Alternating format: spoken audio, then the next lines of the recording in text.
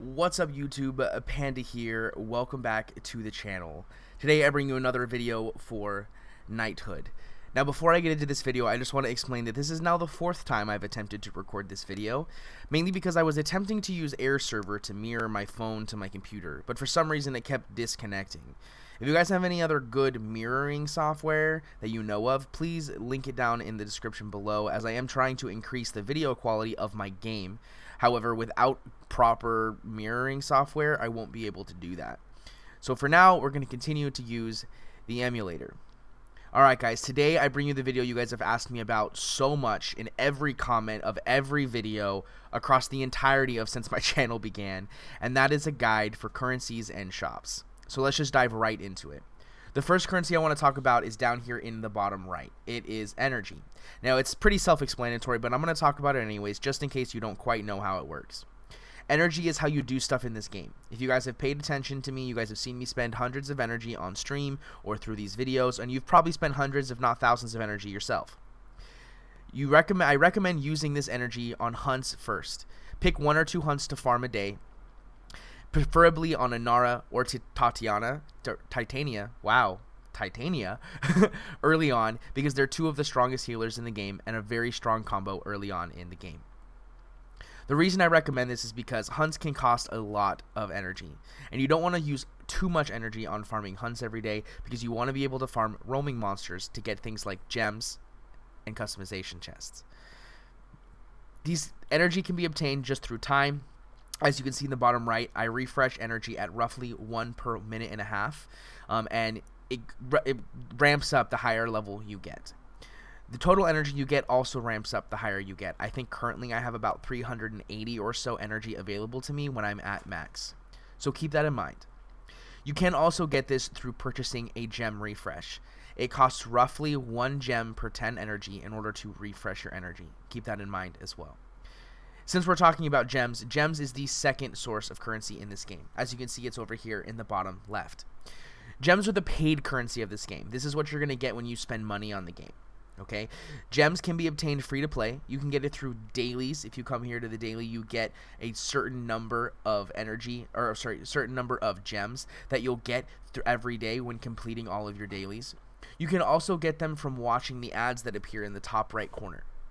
Now, gems and gold are 2 of the rarest currencies in the game without spending money, so I do recommend you watch these ads. I know it can be tedious, but do what I do. Click it, move to another game, or click it and watch a YouTube video. You'll come back and it's not like you haven't even had to watch the ad. It's so easy. It's free stuff, and as a free-to-play player, free stuff is amazing.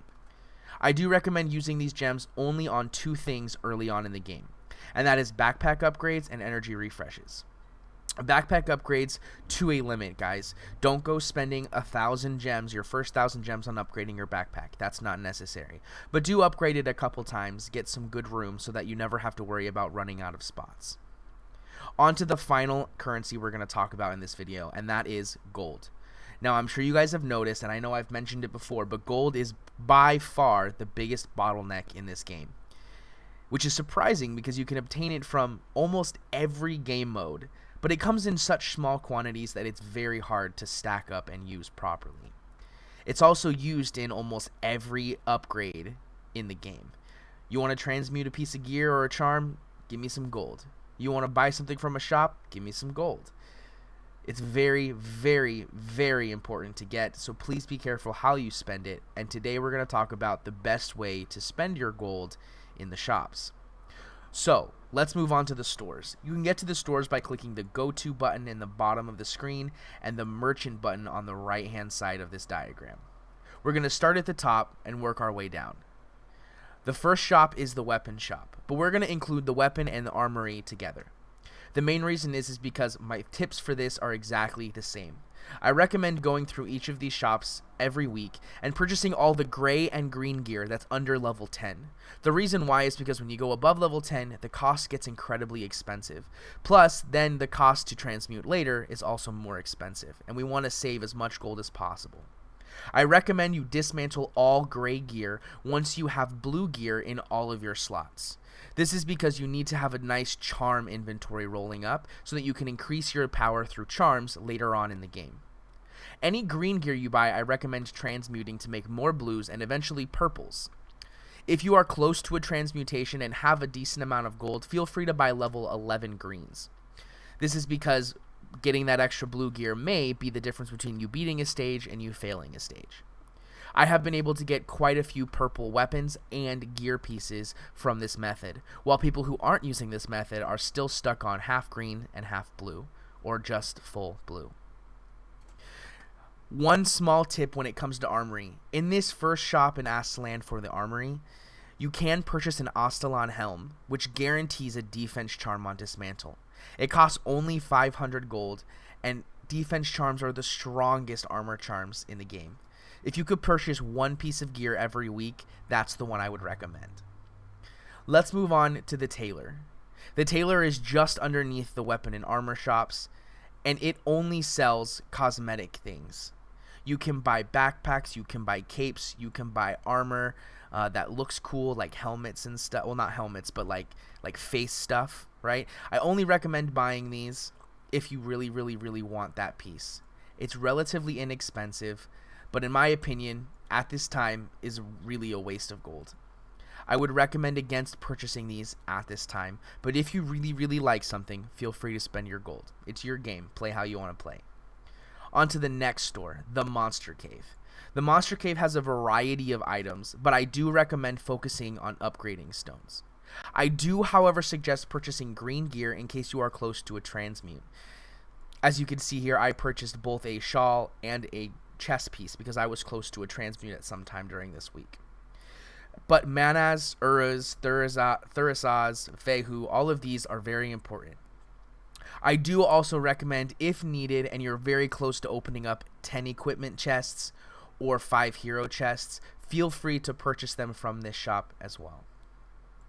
Let's move on to the Alchemist. The Alchemist is just underneath the Monster Cave and sells a variety of scrolls and potions. I personally have not bought anything from these stores, but I would say that purchasing certain potions, such as haste potions, would be beneficial. There is also a potential for purchasing scrolls later in the game when gold is more obtainable, mainly because you'll be getting new heroes that are going to need to be leveled up and you'll want to do it quickly. However, you're sacrificing gold for hero experience. You need to weigh whether you think which one is stronger. Do you think you need more gold, or do you think you need that hero to level 25? Take your pick, choose wisely. The guild shop. I'm not even going to open this shop, guys. Vordry. That's all you need to know. Purchase Vordry till he's max level. Don't buy anything else. That's it. I'm not kidding. Vordry. Just Vordry. Material exchange. This shop allows you to transfer lower level materials to higher level materials. I will not recommend this to anyone early on in the game. It costs too much in both materials and gold. 10 Vulcanite bars is almost nothing. 1,000 gold is way more important. However, if you're 1 or 2 ingots or tellurium away, feel free if you have excess gold and materials. But keep in mind, you can farm these materials every day through hunts, and I recommend using energy for these materials over gold. The next shop is the hero shop. Now this one doesn't really need much explanation, as all you can really purchase in here are boxes, and they're relative to each individual currency. As you get a hero to max level, you'll be able to get these certain things. These certain things are dust pieces relative to color: green, blue, purple, and yellow. These are in regards to the rarities of certain heroes. 100 of each currency will allow you to purchase a chest, which will allow you to get a number of shards for a chest of that rarity. As you can see, I have some blue currency because I have maxed both Inara and Titania, and I occasionally will go through there to get these points in order to purchase these chests. The current Dark Tour event, if you're watching this when it goes live, does give multiple hundreds of these legendary and unique hero dust pieces. Make sure to try and get those as fast as possible, as getting these shards could be amazing for your mid to late gameplay. The next shop is the arena shop. In the arena shop are a variety of things, and you get this currency obviously from playing through the arena. When you're in the arena, there are certain things I would recommend purchasing, and that's what we're going to talk about now. Once it opens, because my game's being slow. In here, you're going to see these Bladesman backpack, maybe, and the Spearman shield. These are entirely cosmetic, and early game I would not recommend purchasing these. However, this is another form of late game gold farming. You can purchase these backpacks and sell them for gold later on, once you have max gear and have no need for these stones. In this store, you can purchase malachite, cobalt, manganese, and orpiment. There we go, orpiment. And these are required for ranking up your gear. I do recommend spending the majority of your arena tokens on these pieces. This is because getting your gear higher in quality is much more important than purchasing gold early on in the game. You'll get much more out of 500 spent on cobalt, manganese, and orpiment than 500 spent on 40,000 gold. I do also have a high little tip here of purchasing hero and equipment chests if you are close to getting a 5 or 10 unlock, but only if you are close. The final 3 shops are the Bazaars. The first Bazaar, I recommend purchasing critical and health charms. There's 2 critical charms and 1 health charm in this shop. The second Bazaar is filled with drops and tomes. I recommend purchasing these only if you really need to get that hero to the next level, as they are relatively expensive.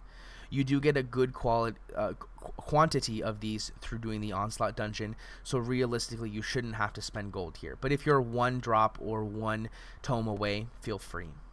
The third shop is filled with cores. Cores are very needed, but these are incredibly expensive. 10,000 gold for a purple core and 25,000 gold for a yellow core. However, if you feel that you can afford them to start stockpiling, go ahead. They'll definitely help you once you unlock the rest of your gauntlets. That's all of the stores in the game and all I really have for you. I hope you guys enjoyed this video. If you did, hit the like button. If you didn't, hit the dislike button. That helps me too.